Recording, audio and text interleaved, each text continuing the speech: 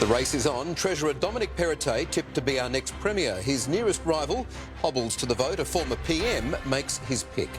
Shocked and angry. Support for Gladys Berejiklian, the departing leader, laying low, hints her political career may not be over yet. Don't drop the ball. Sydney warned long weekend complacency could put Freedom Day at risk. Lucky to be alive, two men in their 60s crash land on a Newcastle beach. A major military operation high above Sydney, troops tumbling from the sky, impressing the spectators below. And the city split in two. Panthers on the prowl and Brazen Bunnies ready for a grand final 900 kilometres away.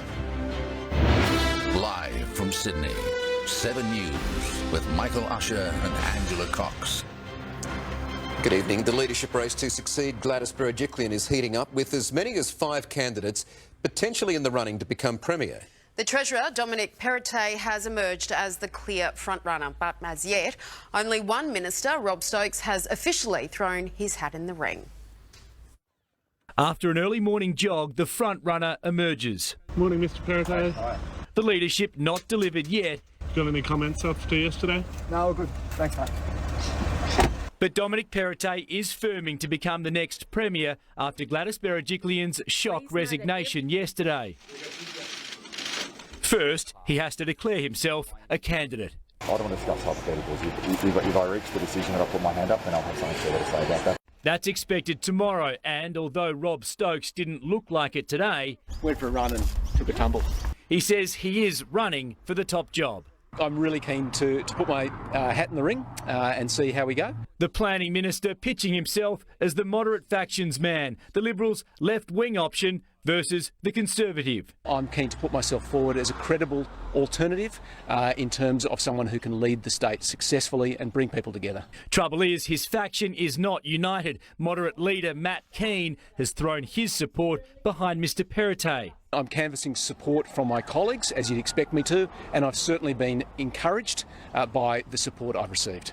Also encouraged, Jobs Minister Stuart Ayres, Attorney General Mark Speakman and Transport Minister Andrew Constance, all considering entering the race.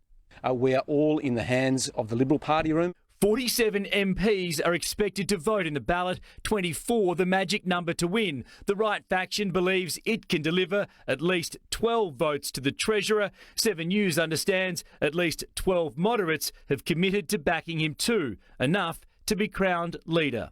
Today, I'm still talking to colleagues and talking to my family. Party heavyweights have been trying to broker a deal for a smooth leadership transition with only one candidate nominating, but it now seems almost certain MPs will be forced to vote on Tuesday. There are a lot of talented people whose names have been canvassed, and they'll all be part of an ongoing government. But to the former Prime Minister, one stands out. I would think Dominic Perrottet would be the right person, and he would, in my view, make not only a good leader of the Liberal Party, but also a very good Premier.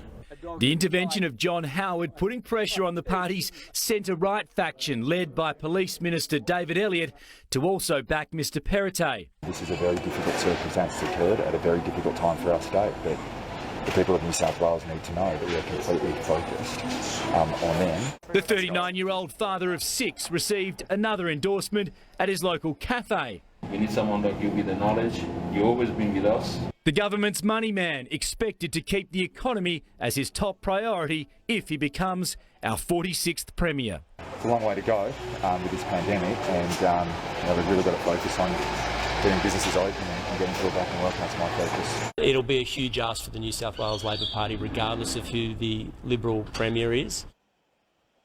Alex Hart joins us at the desk. Alex, how is this all going to play out? And Michael, I can confirm that tomorrow Dominic Perrottet will officially declare his intention to run. Mark Speakman, the Attorney General, has also told me that he'll have more to say about potentially nominating himself tomorrow as well. If so, that would give us 3 confirmed candidates, but only the Perrottet camp at this stage believes it does have enough support to win. These contests, they are very fluid though, and there is a lot of anger from some moderates about Matt Keane doing a deal with the Conservatives that would see him become the deputy leader. Now, that deputy's position could shape as a key bargaining chip to guarantee the Treasurer does end up getting the top job.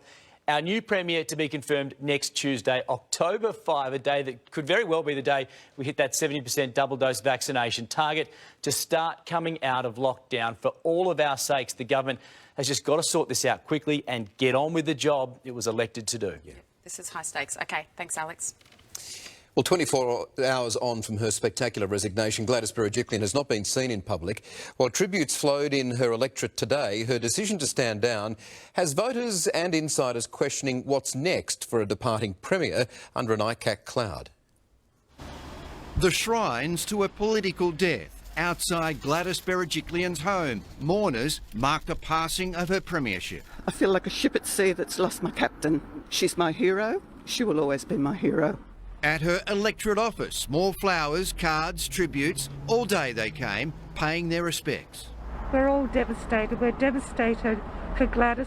Shocked and angry. More integrity in her little toe than a lot of politicians put together. Gladys, praised by the Gladiator. What a tough job. You led from the front. History will define your term kindly. A term brought to an end by the Corruption Commission and its ongoing investigation sparked by her former lover, Daryl Maguire. ICAC has done some good work, but make no mistake, there is a certain amount of bad feeling towards ICAC. And the idea that you deal with these issues by innuendo before you've come to a view as to whether or not there is a case to answer is, I think, lamentable. Some say it's now time for change. Sharif Khazal is fighting for an apology after ICAC allegations against him were overturned. She could well and truly be innocent, but the damage is already done, and that is flawed, it's wrong, it's un-Australian. But there's a view the corruption watchdog is just doing its job. We didn't know for the good old days what was really going on. At least now we have some idea, and I think it's pretty good to keep politicians on their toes. A public display of grief for the downfall of a premier now facing a new personal battle, leaving an open question: what's next for Gladys Berejiklian? No doubt from her supporters. Wonderful if she could get into federal politics, so yeah, she'd certainly have my vote. Would she make a good Prime Minister? Well, perhaps. You'd better talk to ScoMo about that. That might cause a problem. As an online petition seeks 10,000 signatures to stop her going, it might be too late for that. For what it's worth, I mean, I think there's a lot to be said for moving on. And Chris Marr joins us from State Parliament. Chris, good evening. So the future of Gladys Berejiklian remains a bit in the air tonight. Very much so, Michael. Everything now depends on the ICAC inquiry and the nature of evidence that she may need to respond to. Everyone I spoke to today said that process simply needs to run its course. We know from its beginning that the Independent Commission Against Corruption has been the undoing of many political leaders. The difference this time, perhaps, though, is the high level of public goodwill that Gladys Berejiklian takes with her. Michael. Chris Marr there at State Parliament. Thank you. With COVID freedom now just days away, there's an urgent warning for New South Wales not to drop the ball, with grand final parties and long weekend temptations. Today, the state recorded 813 new infections and sadly another 10 deaths.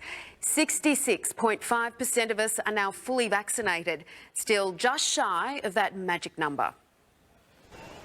Making the most of newfound freedom, Sydney-siders soak up the sun as the city prepares for the NRL decider, a warning not to let complacency creep in.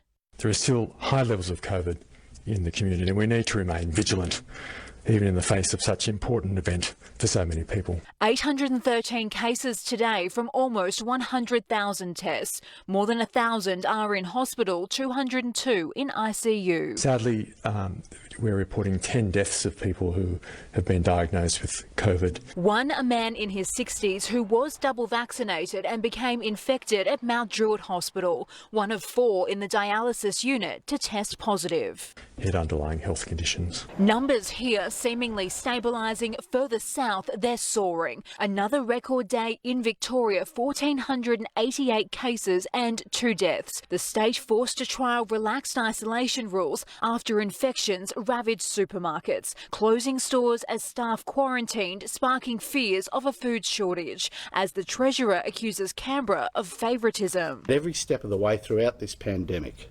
New South Wales has received a free kick from the Prime Minister for Sydney. Protests against mandatory vaccines firing up again. In New South Wales, 88.1% of the eligible population has now received their first jab. 66.5% is fully vaccinated. We're looking for a high vaccine exit from lockdown, from the pain of COVID. For anyone yet to receive a jab, there is reassuring news out of the UK, with a new study led by the University of Oxford revealing after 4.5 months, Pfizer and AstraZeneca offer the same level of protection against the Delta strain. It does look like the Pfizer vaccine is waning a little quicker, but it's starting off at a higher place. In Queensland, 2 Sydney trucking tycoons have been hit with fines. $1,378 each for allegedly using border passes approved for freight to attend a family funeral in Brisbane. I think it was very selfish. 4 new cases recorded in Queensland, all in hotel or home quarantine. The NRL's Sydney showdown appears set to remain in the Sunshine State, a final call to be made early tomorrow. Things are looking really positive. Amber Laidler, 7 News. A single pill is tonight being hailed as a potential game changer in the battle to save lives and live with COVID. It's an antiviral tablet showing so far it can slash hospitalisation and death rates. While still experimental, the US has already placed an order. It's a tiny pill that could dramatically shift the course of this pandemic. This is a phenomenal result. I mean, this is a profound game changer to have an oral pill that had this kind of effect. Known as Molnupiravir, the American drug maker behind the breakthrough claims if taken twice a day for 5 days, when COVID symptoms begin, the antiviral drug slashes the chance of hospitalisation and death in half. This is a potential additional tool in our toolbox to protect people from the worst outcomes of COVID.